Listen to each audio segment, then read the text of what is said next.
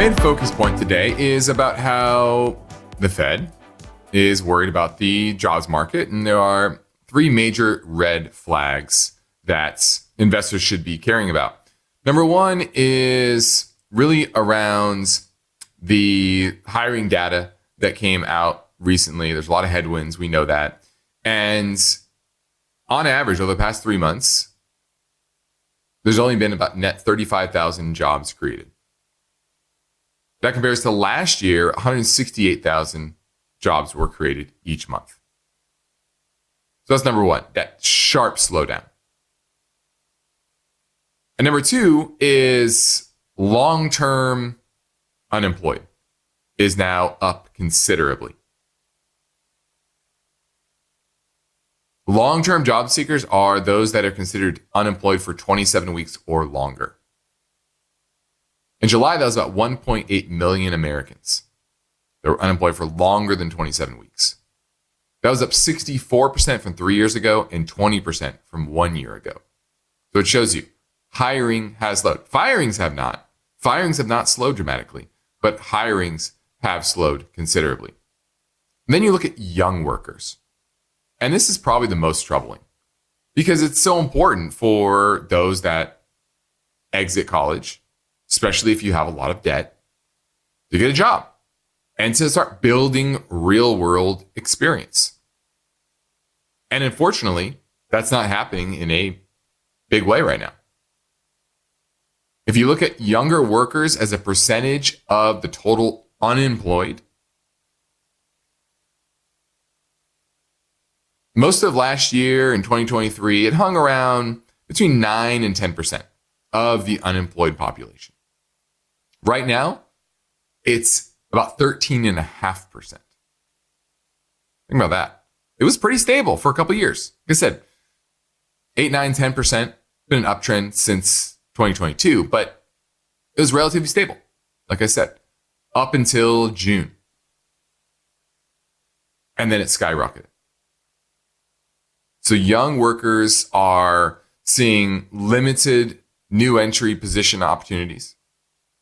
And a lot of that has to do with AI replacing starter jobs.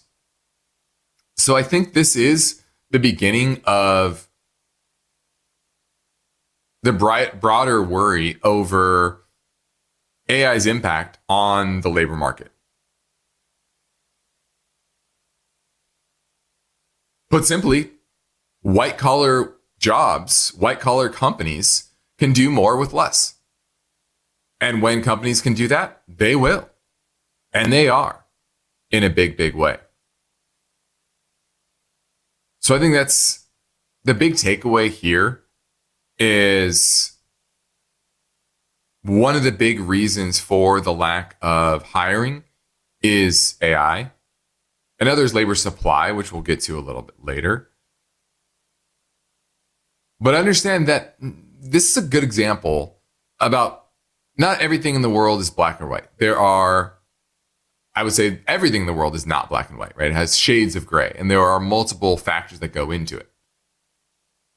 And this is a good example of that, where you can't just blame it on AI. You can't just blame it on lack of immigration. You can't just blame it on tariffs, even though that does bring a murkiness to the picture. And a lot of companies are saying that economically, there's just too much uncertainty. And it's manifesting in why commit to a young, inexperienced worker and invest in them when I can spend $20 for ChatGPT or Perplexity or Gemini or Claude, whatever it is. And that's how this is manifesting in today's jobs market. And that's why the Fed chair is a bit hesitant to cut, right? Because this isn't a situation where the labor market is deteriorating on both ends. Usually that's how it works. There is a lack of need for workers, and you naturally stop hiring and you shed workers. But that's not quite happening yet. So pretty interesting dynamics here on the demand side. And a bit later, we'll talk about the supply side.